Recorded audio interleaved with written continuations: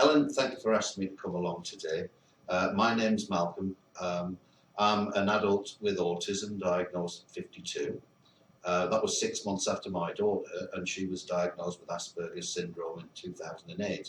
She's now an adult, and together we'd like to find a little bit more about the study which you're rolling out, and it's about the quality of life of adults with autistic spectrum disorder. So could you tell me a bit more about it? Sure, thank you. I'm Helen McConaughey and I'm the director of the study, and so it's great to have you come and ask me these questions so that we can give information to any of the potential participants that have questions about it. So first of all, what's the study about?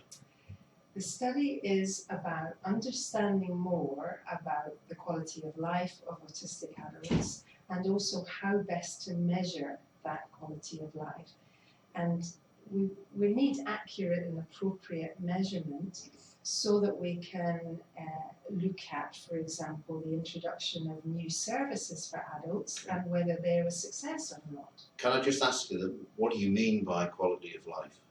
Right, there's quite a technical, precise definition of quality of life, and it can be described as how satisfied you are with your life in relation to what you want to achieve, what your expectations are, and the things that concern you. And so the kinds of questions that are asked about quality of life are things to do with your satisfaction with your health, or with your friendships, or with your social relationships, and there are lots of other topics relevant to everyday life. Okay. So if I wanted to take part in this survey, what would I have to do? I understand there might be a questionnaire to fill in. If you can tell me a bit more about that. Yeah, well, we've done quite a lot of preparatory work. We've been having quite a lot of consultations with autistic adults about a particular measure called the World Health Organization Quality of Life Measure, which has been very carefully designed, and people have found it okay to fill in. But we thought there were probably some issues that were just a bit different or were missed out for autistic adults. So we've done a lot of talking with adults as groups or as individuals, and we've come up with 10 or 11 questions that we might suggest get added on to the basic questionnaire that might be appropriate for autistic adults. So the first step in the research is to send out those 10 or 11 questions to autistic adults and get their opinions on whether it tackles something important and whether the question is clear enough. Right. Well, on that note, what would happen if I needed help to complete this questionnaire or to understand the questions? Yes, well, you could either talk to your relatives or friends or somebody else that often does help you or anyone else taking part, or you can contact our research assistant David, and the details of how to contact David are in the written information sheet. Let me tell you also about the second stage of the research. So that is where we would then send 3 or 4 different questionnaires. The World Health one, the extra questions once they've been refined and improved, and then 2 or 3 other questionnaires that just help us check how appropriate the whole package is working, whether it really is a good questionnaire set in the end. Right. Well, thanks for that.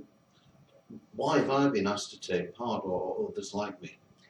We're approaching all the people who have joined the adult autism spectrum cohort and who have filled in the basic questionnaire and then the World Health questionnaire the first time. So we're approaching over 400 people to see whether they would be interested in taking part in this next stage of our research. Yeah.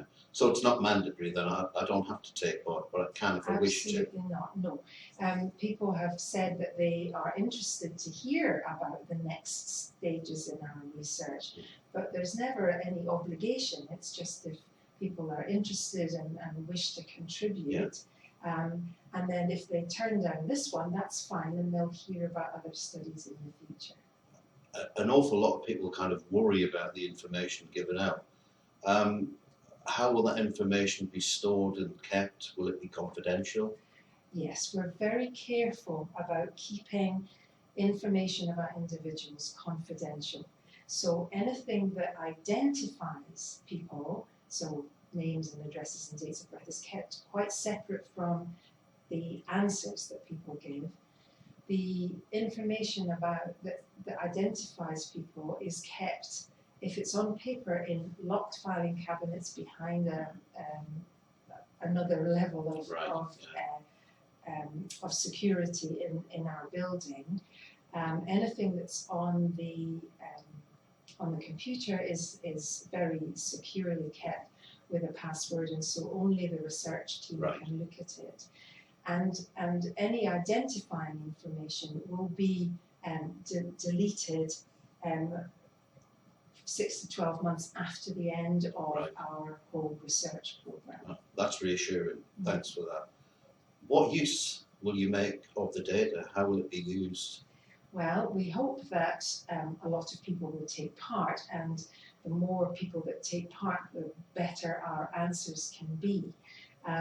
We will analyse the data very, very carefully, and what we will then be able to do is to recommend the questionnaire, or recommend the questionnaire with certain little adjustments, and say we've shown that it is appropriate and acceptable to autistic adults, and that it captures issues that are of importance to autistic adults in relation to quality of life. And we've had a lot of interest internationally in being able to use this questionnaire and know that it really measures what it's supposed to measure. So if I disagreed and wanted to complain, how do I go about making a complaint? That's a very good question. First of all, if there was something not right about what we're doing, then we hope that you would contact the research team and we would try and answer what the concerns were. And as I say, the details of how to contact us are in the written information sheet. If we still couldn't answer the questions to your satisfaction, then there is something called the parent, wait a minute, let me get it absolutely right, the Parent Advice Liaison Service, which is the body that deals with this kind of thing, any complaints or concerns about health-related research, and the details of how to contact them are in the information sheet. Right, okay, thank you. Who's reviewed the study? All health-related research is reviewed by an ethics committee, and we were reviewed very carefully by an ethics committee to make sure that all of the processes are ethical and appropriate, and we received the approval to go ahead at the beginning of December. So it's all. What about funding as well? Obviously, you know, funding is. Yes. Who's actually funded the study? It's a charity called Research Autism, and they exist specifically to find funding to support research studies that have been carefully reviewed as being well designed and important to do. Okay. And what happens if I change my mind and want to withdraw from the study? That's absolutely fine. That's the choice of anybody who participates if you change your mind. In that case, we would remove all identifying information about you, but we would keep very few things like year of birth, gender, and diagnosis, because that enables us just to have a picture of everybody who has been involved in research at some point. That's all. Right, that's lovely. Well, thank you. It's been very informative, and it's certainly illuminated a lot more of the stuff that maybe I didn't quite understand when it was on paper. I think it kind of brings it to life a bit. So thank you for that And again. thank you very much. Thanks, Helen. That's good.